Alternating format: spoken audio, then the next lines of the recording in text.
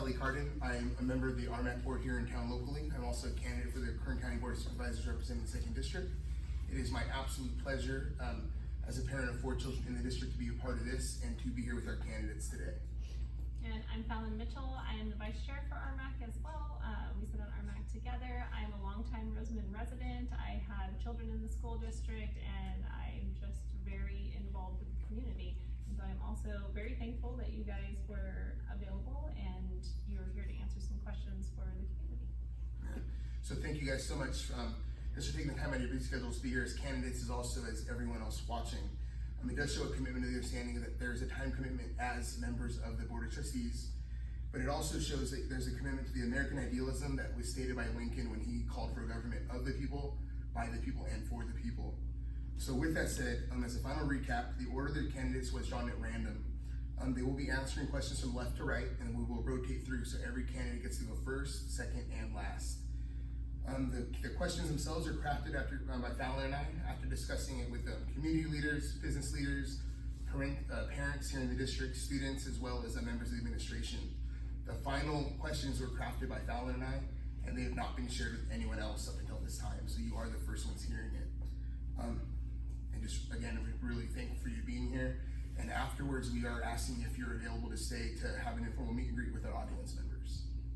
And then I would just like to ask everyone to silence your cell phones, and if you need to answer a phone call, step outside, please. We're also asking that we hold any questions, because right now it will just be a Q&A for the candidates.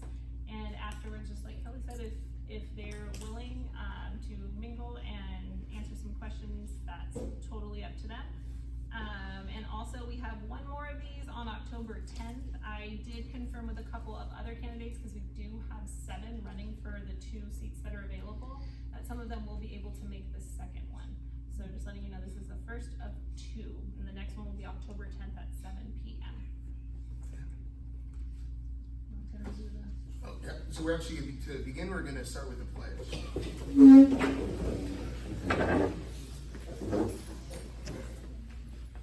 Ready to begin. I pledge allegiance to the flag of the United States of America and to the republic for which it stands, one nation, under God, indivisible, with liberty and justice for all.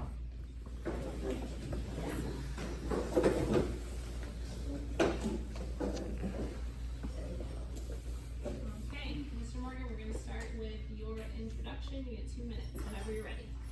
Okay, whenever I'm ready? Yeah. Okay. We're timing it, so you're good. I'm good. Hi, I'm John Morgan. I've lived in the Antelope Valley for 36 years or so. I've lived in Rosamond for 32 plus years. I've raised 3 wonderful children here who are very devoted and focused, and part of that is all from the fact that they went to school here in Southern Kern Unified, and one of them grew up to be a school teacher. Unfortunately, she's not with Southern Kern Unified, but she's here in the Antelope Valley. I hope to one day get her to transfer up here. Another one is a mother of 3 beautiful children that are, of course, my grandchildren, the light of my life. They will be coming here to Southern Kern Unified School District. And the last one, he wants to be a welder, so he's going to continue with his education to become a certified welder. My platform is that I want to keep the feel of the school district here as a small town school district, while at the same time having a world-class education. That's what I believe every child deserves and every child needs. We don't emphasize education enough in the family or in the business world with respect to the public education. Private education is more emphasized, I believe, and we need more emphasis on public education and making it 10 seconds. work for our kids. That's it.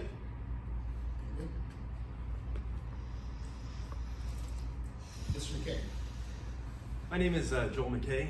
I grew up here in Roseman, graduated in 1987 from Roseman, a product of Roseman School District. I currently have a Bachelor's in Organization Leadership from Mountain State University, a Master's in Criminal Justice from University of Cincinnati.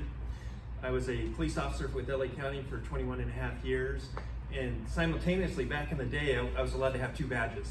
So I honorably retired from Kern County as Reserve Deputy, did 13 years before my department said I can either get paid to do it or do it for free. So the wife said, hey, you're gonna get paid, we can't have you working for free. So, and then currently I am on the Kern County Sheriff Advisory Council, been on that going on my 2nd year. Been a member of my union when I was on the police department.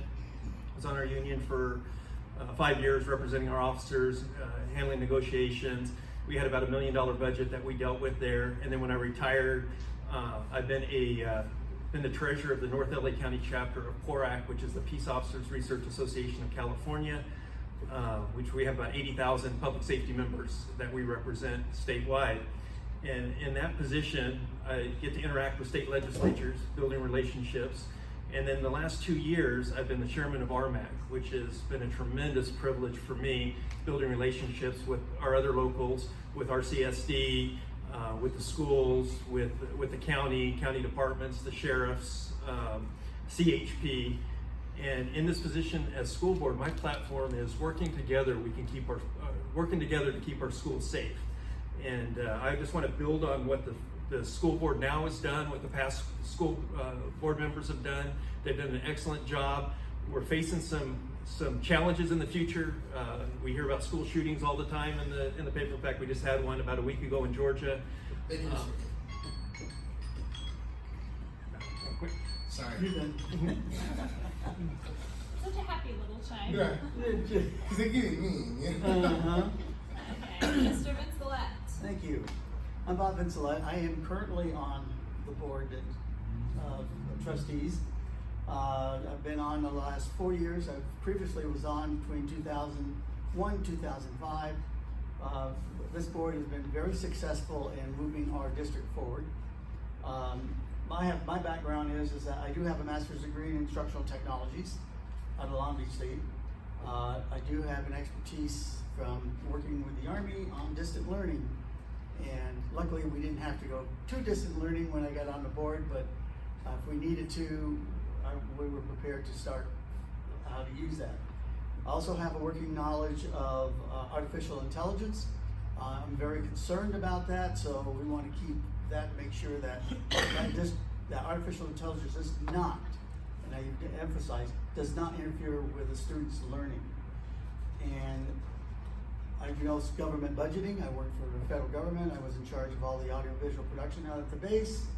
And as you all, if some of you don't know, we do have CT pathways, and one of my expertise is in the audiovisual media or video production. That's where one of my degrees is from. I've been in Roseman now for 34 years. I've been on the Roseman Little League board. I've been on RMAC. Been doing a lot of things. I officiate high school football. So you definitely can know that I'm out there because you can hear me. And just the basic things are, we want to keep pushing this going forward, progress. We've got a great board going right now. We know we're going to add to that board. We just want to make sure that everybody understands being on that board doesn't mean that you're an individual. Individuals we are not a board until we meet. So if you call up and see something, I do look at. Thank you, sir. Yep, I'm done. I'm going to try to catch it earlier next time. So for clarification, as you guys are answering your questions, I'm going to interrupt you. I'll just say 20 seconds so that you know when you're answering your minute. Okay. First question, Mr. Morgan. Board members are expected to attend all SKUSD school board meetings, expulsion hearings, reinstatement meetings, subcommittee meetings, community events, and student events. How do you plan to manage your time and responsibilities to ensure full attendance and active participation as a member of the SKUSD Board of Trustees?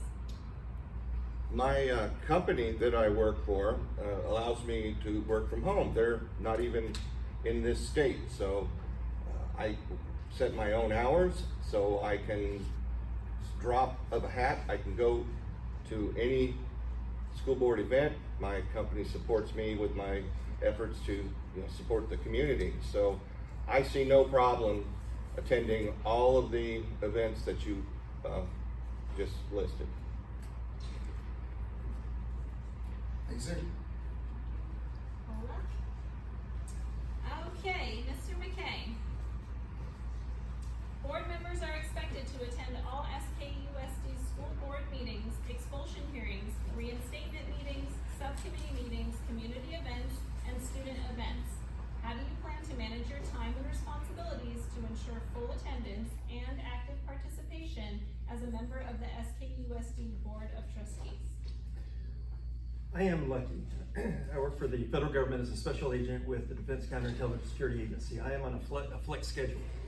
And I am, like I stated before, I'm on several boards. You can call up and ask them about my attendance. I give 110%. I was raised when you commit to something, you commit 110%. You will not see me missing any board meetings. I think I've missed one RMAC meeting in 2 years because I had to attend a wedding in Tennessee. I don't miss meetings. I give 110%, and I committed. Once I commit to something, like I said, I'm 110% committed.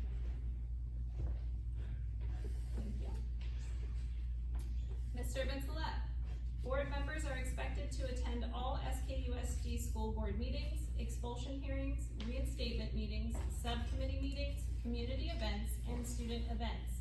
How do you plan to manage your time and responsibilities to ensure full attendance and active participation as a member of the SKUSD Board of Trustees?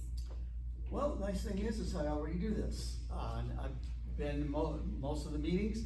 Matter of fact, the one meeting that I did miss, I was in the hospital and I zoomed in, if everybody can remember, because there were some important issues on that. I do go out in the community. You'll find me when I'm not officiating, at football games, basketball games, and baseball, softball games. And that's, everybody sees me, knows who I am. And I do get an earful every once in a while, but we do, need to know that. I do understand that as a school board member, my only authority is when the school board meets. So if I'm talking with, anybody, I have to, and this is basically a standard requirement. That information that I have has to be passed on to the board's one and only employee, and that is the superintendent. Then she gets to run it because she runs the district. I don't. Thank you, sir.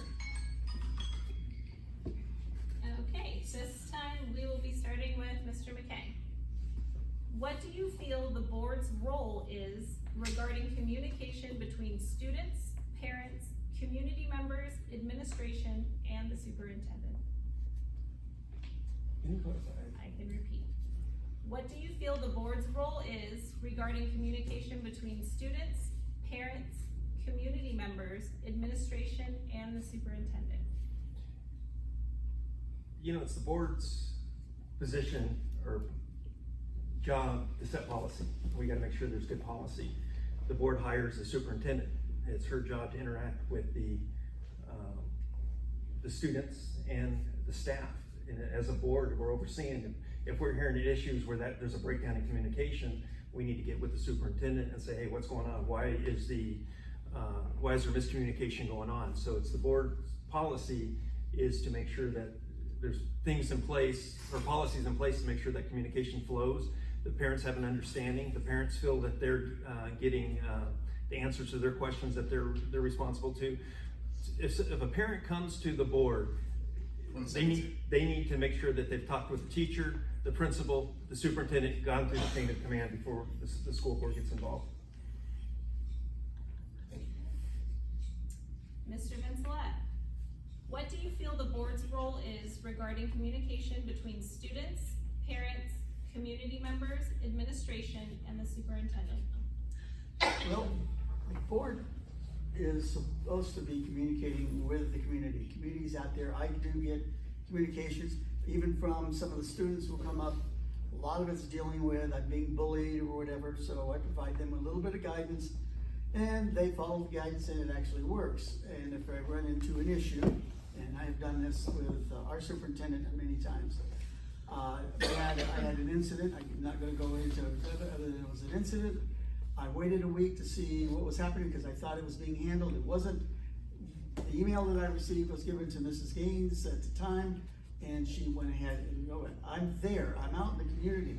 So you got to be seen. You've got to be seen. And if you're not seen, then people don't know who to talk to. Mr. Morgan, what do you feel the board's role is regarding communication between students, parents, community members, administration, and the superintendent? My esteemed opponents here have spoken quite eloquently, I believe, about that the role of communication is the board communicates with the superintendent. Anybody can communicate with the board members, and it's the board's responsibility to take that like a salad, stir it all up, figure out how it applies to policy, and communicate with the superintendent. It's not the board's job to communicate any of this to school teachers or principals or students. Thank you, sir. Okay, Mr. Vincelette, we will be starting with you this time. What are your areas of concern regarding student achievement in Southern Kern Unified School District? The areas of concern is definitely the programs that we didn't have, now we do have, to allow the students to progress. I didn't have a lot of these programs that are out there now. We've got math academies, reading academies, you've got after-school activities, which allows them to expand on some of the things that they can do during school, they learn during school. As a student, I did not do well in school, but eventually I made it and got a master's degree. So no student should ever be ignored or whatever. We need to figure out why they are struggling. I talked with one of the assistant principals who's now principal. 20 seconds. She told, I told her, I said, yeah, we had 1/3 of the student body got, superintendents and principals honor roll. And we both agreed, we gotta go down and take care of those kids that are below that to get them raised up. Mr. Morgan, what are your areas of concern regarding student achievement in Southern Kern Unified School District? My largest concern is social media. I believe social media is a plague on schools, and it causes bullying in school and out of school because people behind social media can do it anonymously, and it really affects kids' ability to concentrate or get an education in the classroom because they're being bullied. And bullying is just a huge problem in general. Thank you, sir. And Mr. McKay, what are your areas of concern regarding student achievement in Southern Kern Unified School District? My area of concern is, and one of the reasons I'm running, is the policies that are coming down from the state. The state is starting to lower the bar where everybody just gets a high school diploma. And I want to make sure that we're not lowering that bar, we raise that bar.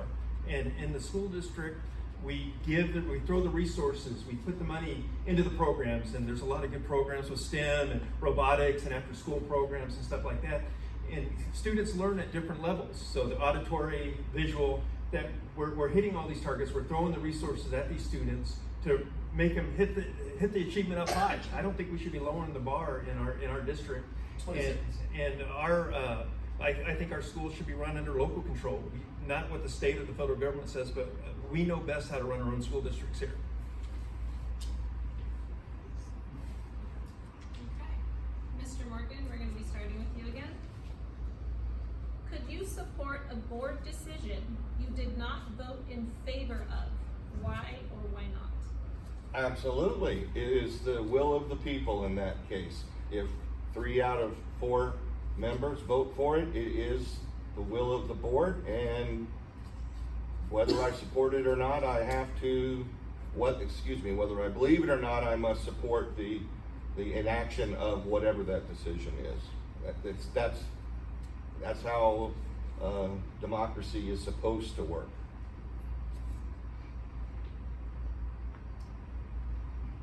Mr. McKay, could you support a board decision you did not vote in favor of? Why or why not? Yes, like Mr. Vinceletta said, we're one member. We have one voice, and I will do my best and advocate my position, fight tooth and nail to get my point across. But at the end of the day, I have one vote, and we're a board. And if the board makes a decision, you know, we own it as a board. We will support that decision as a full board. Mr. Vincelette, Yes, ma'am. could you support a board decision you did not vote in favor of? Why or why not? Yes, I have, and there was a disagreement in dealing with expulsion hearings, because you're gonna have a lot of those. Whoops, Bob, we can't hear you. The expulsion hearings, okay, and we have some, I lost it, but you gotta support whatever the decision is, everybody. We actually were missing a school board member, we wound up 2-2. One time I changed my vote, another time another member changed their vote, because we're not gonna go in with a tie. So we have to support each other, because continuity and the board members have gotta get along together. And if you don't get along together, then you're gonna have a bad board.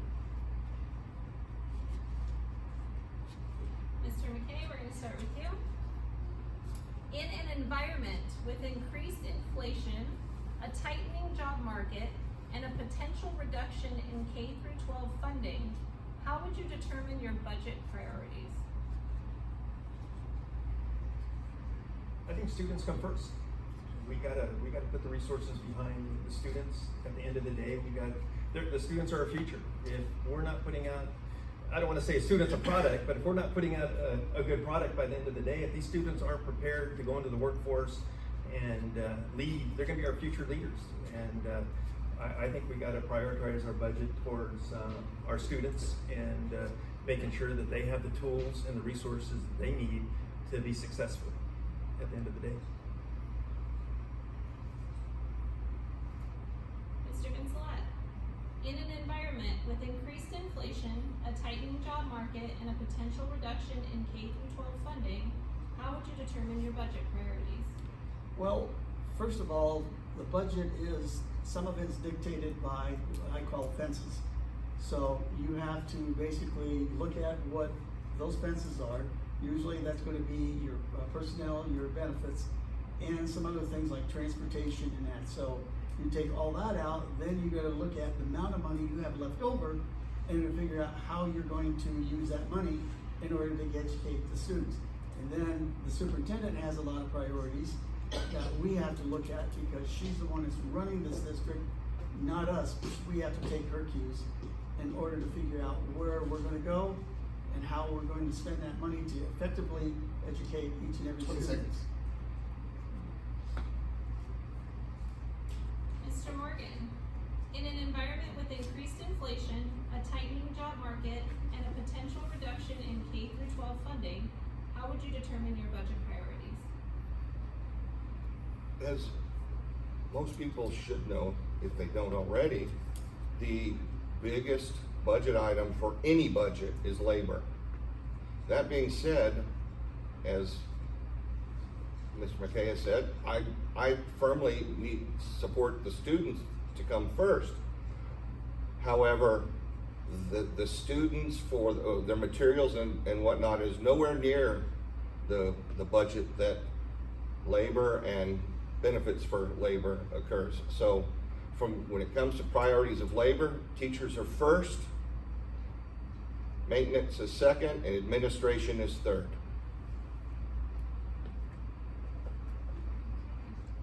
Mr. Vincelette, we'll be starting with you.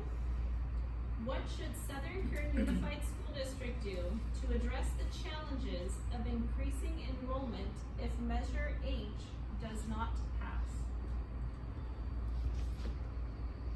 Okay, first of all, if Measure H doesn't pass, that means we are going to have a really overpopulation at each of the schools. We are going to have to figure out where we're going to put those students. I don't like what you and I would call the portables, because we really need to have the classrooms there. I know we did buy 20 acres for a new, it's proposed elementary school, so hopefully we'll get something going there. There are other ways of getting money. We just have to research it and go beg to the state to try to get money to do that. But it's always it's very hard, to get all this. You look at what we accomplished without the measure, and hopefully we can do the same. Okay, Mr. Morgan, what should Southern Kern Unified School District do to address the challenges of increasing enrollment if Measure H does not pass?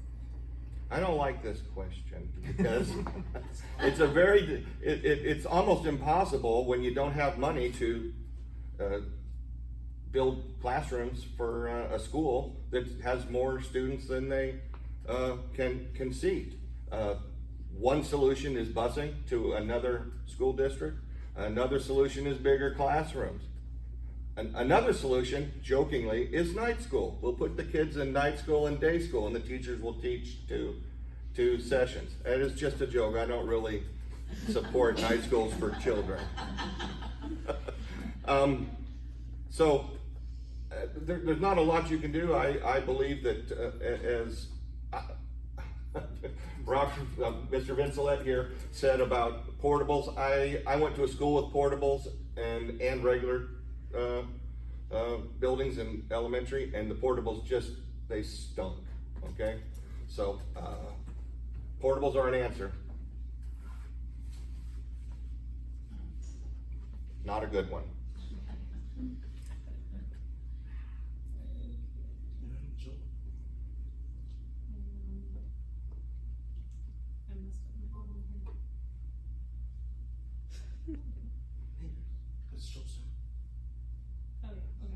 Sorry guys, brain fart. Okay, Mr. McKay, what should Southern Kern Unified School District do to address the challenges of increasing enrollment if Measure H does not pass? You've had some good answers. I'm not a fan of portables either. We might have to think outside the box. Different tracks, different hours for schools. Distant learning, for a lot of people thrive in distant learning. Reaching out, being part of the community schools and attending the meetings, it takes a community to run a school district. And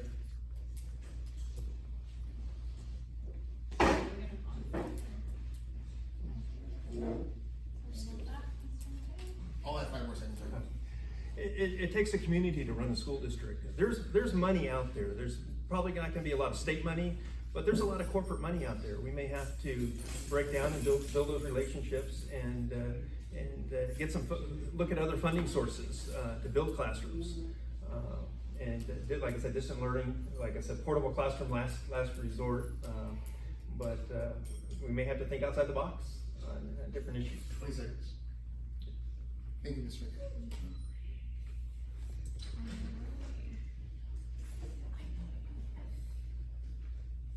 Mr. Morgan, we're starting with you. This is a little bit of a long one. What roles, if any, should Southern Kern assume for dealing with such societal problems as poverty, hunger, racism, emotional illness, or substance abuse? What are some ways that SKUSD can support the families in our district that deal with these issues? That's a very good question. We are doing some of that now, I believe, but we're not doing enough. We have or had psychologists on staff for mental health for students that have trouble. We have given free lunches at school. That helps with poverty. Can you repeat the question again, please? Yes. Well, that's long. What roles, if any, should Southern Kern assume for dealing with such societal problems as poverty, hunger, racism, emotional illness, or substance abuse. What are some ways that SKUSD can support the families in our district that deal with these issues? Racism is another good one. The only way to combat racism is through education. We are all human beings first, and races only makes us better. Different ethnicities, sorry, and different people, different cultures, all makes us stronger as human beings. Okay, so what was the last one? Poverty. I'm not sure how the school can help with poverty, but making sure that the education and getting children to the school doesn't cost them any more money than they already are spending. So no. Thank you, sir. Yep. Sorry, that was a hard one. That was too long. Mr. McKay, what roles, if any, should Southern Kern assume for dealing with such societal problems as poverty, hunger, racism, emotional illness, or substance abuse? What are some ways that SKUSD can support the families in our district that deal with these issues? You know, I think the school district's already doing a good job. They need to they're taking the lead in this. In fact, I've worked with the Chamber of Commerce, RMAC, and the school district on the poverty issue, you know, making sure that having the food drives at Christmas. We've partnered with the county to bring in health services. There's mental health available through the county. It's just reaching out to some of these private organizations to come into our school district, allowing them to come in and help. There's experts out there. The county's a good resource. It's just, I've learned as chairman of RMAC, especially dealing with the county, I've never been told no. If we just got to ask. There's services out there, there's programs out there, private and public. We just got to ask, and I haven't been told no. And I think continuing to do what we're doing right now, and bringing those resources into the school district to help combat all that. Okay, Mr. Bitzelette, what roles, if any, should Southern Kern assume for dealing with such societal problems as poverty, hunger, racism, emotional illness, or substance abuse? What are some ways that SKUSD can support the families in our district that deal with these issues? Well, as the other two have we are in fact doing that. We have some of the best counselors. We have some of the best mental health folks that I've seen in an area. We have a very passionate group of ladies who, are out there handling all that. And they're doing a good job. Another school board member and I went to, we go to these conferences. We found this peer system that was being done by a school district down in Marietta, and we mentioned it up here, and that's where Hope Squad comes in to try to address a lot of these items, especially the racism, the mental health. 20 seconds. And any other issues that they see. But we've got a great staff that's already handling it. Can we improve it? Yes, we can. But I'm confident that we've got the staff that will take it to the field goal. To the touchdown. Okay. Thank you. Mr. McKay, we're starting with you. Based on our current safety protocols, what do you feel we can do to increase our students' safety? Not knowing what the safety protocols are, not being an expert or having worked in the field, I would say making sure we hire the best. They do hire CSO, and one of my goals, if I was elected to the board, is to use my relationships with the Sheriff's Department and try and get resource officers back into the schools. I think without safety is the number one thing I believe in the schools. Without a safe environment, students don't learn, teachers don't feel safe to teach. It all around safety, and safety should be our number one priority. And hiring CSOs who are dedicated, trained properly to handle situations, bringing in sheriff resource officers, or working with them to bring in better trained, either reserve officers or whatever with the Sheriff's Department. I think bringing them on our campus would be my number one priority.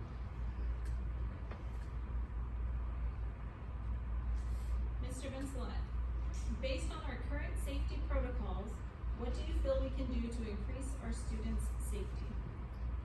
Well, there's a lot of things we can do, but before we start with that, first of all, I was on the base safety and security committee, which I brought a lot of that information with us. The second thing I was able to do is convince the board to have a subcommittee on safety and security, and that subcommittee actually meets with the district's safety and security.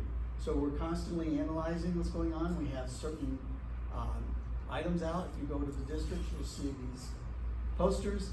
That was part of what we start, going. We know what's going on. We pay attention to the protocols. Like, for instance, we know what happened in Georgia. We look at that. How we do it. We've got a command structure. So until the sheriffs go, we've done a lot to make sure our kids are safe and secure.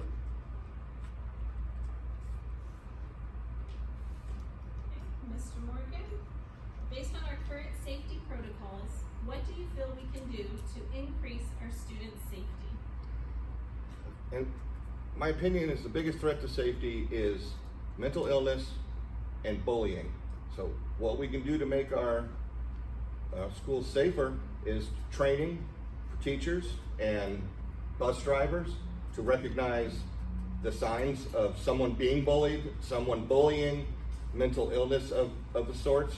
If you look at all the cases of school shootings, it all involve one or the other, a mental illness or a bullying. Another thing that might be useful but seems kind of over the top is metal detectors at the gate. You go through a metal detector and you don't get a weapon in. 20 seconds. That's all I got. This is our final question. After our final question, you will each get 2 minutes to wrap up. We're going to start with Mr. Vincelette. What strategies would you implement to ensure that the diverse needs of all students are met within our schools, and how would you measure the effectiveness of these strategies? You really have to come up with a good one there. So would you repeat the question? What strategies would you implement to ensure that the diverse needs of all students are met within our schools, and how would you measure the effectiveness of these strategies? Well, first of all, the diversity is something that everybody needs to be concerned about. We want to keep diversity going. I believe we have a course that's coming up dealing with diversity. I think will help a lot in that particular item. What I do, and I know the rest of it is that we do keep our ears to the ground. We watch what's happening in our expulsion hearings and what happens there, so we can use that to determine. We have come up with a lot of strategies based on what we have learned from our expulsion hearings on how to deal with students, including when he's talking about bullying, drug use, things like that. So that's the hard part in reality, but that's what we do. We use the tools that we have and we improve on them.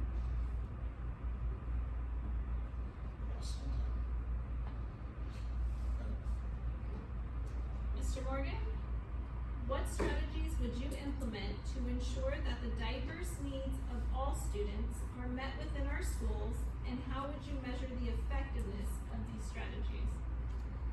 To measure something, you have to have some ability to, or some sort of metric to measure to. So in order to do this, I'd have to define a list of metrics that defines the diverse needs of everybody.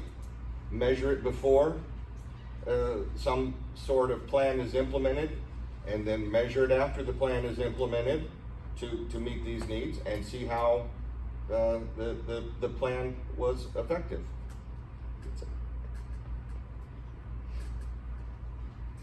Mr. McKay, what strategies would you implement to ensure that the diverse needs of all students are met within our schools, and how would you measure the effectiveness of these strategies?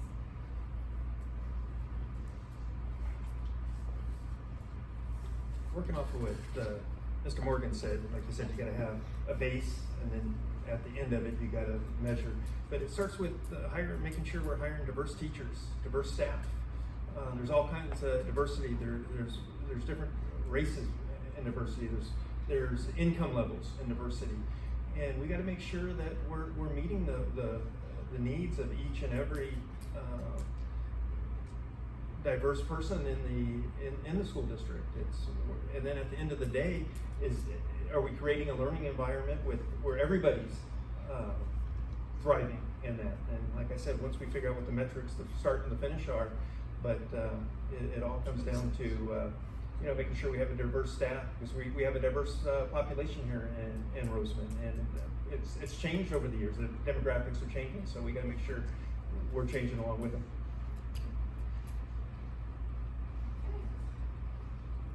Now we're gonna do our 2-minute wrap up, so whatever you gentlemen would like to add or discuss, you'll have 2 minutes, and we'll start with Mr. Morgan. I didn't get to talk about my educational background. My background was in computer science.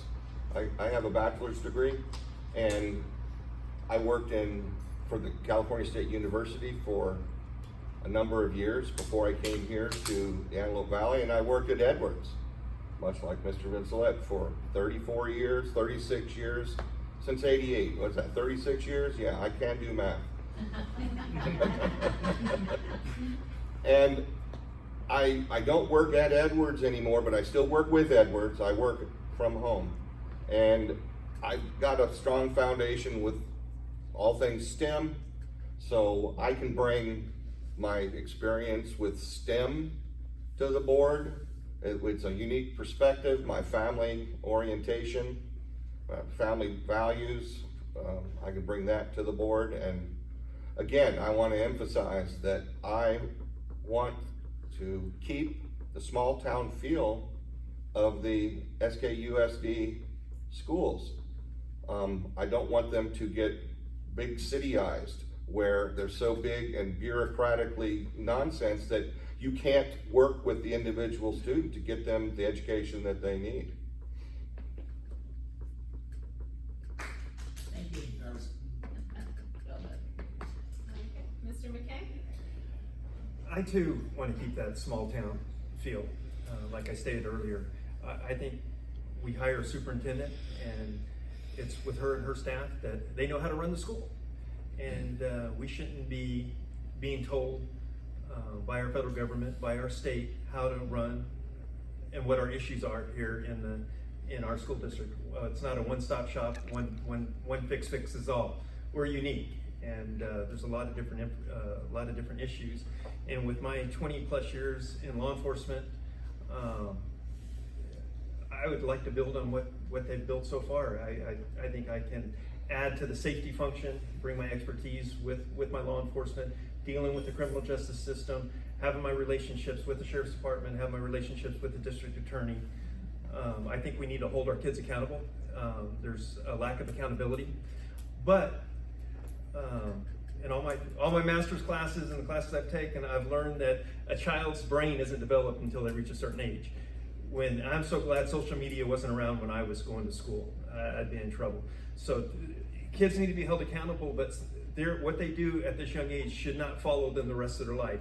They should be set goals, A, B, C, and D. If they reach A, B, C, and D, the offense should be taken off like it never happened. But there's got to be accountability. We got to have structure. We got to have discipline, or we're not going to have a good learning environment in our schools. And that's pretty much it. Okay, Basically, I agree with the small concepts, small community concept. I've subbed at AV Union High School District. When you're looking at 3,000 students running around, it's not a lot of fun for even substitute teachers, because they think they can run over everybody. As far as discipline goes, as I mentioned before, the board here is one of the few boards that actually does their own expulsion hearings. And we have actually looked at a lot of the issues we were finding with the kids. Tardies. We now have hardy policies to address that and what the consequences are. It's not been beyond us to send them to community schools. We try to, work with the students to get it. We're finding that when we do, the parents are now looking at what's going on with their students, and we're seeing cell phones taken away.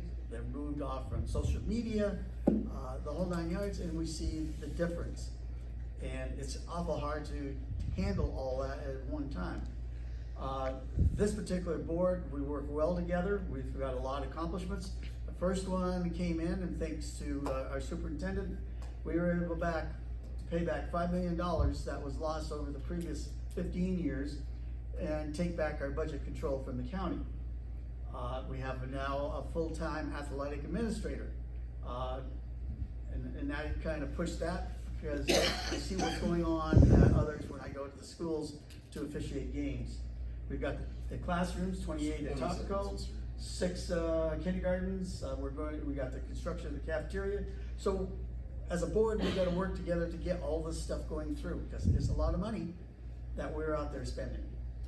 So basically it comes down to is that the biggest thing is pushing programs that will help the students to achieve a quality education. Awesome. Well, I'd like to give a round of applause to everybody.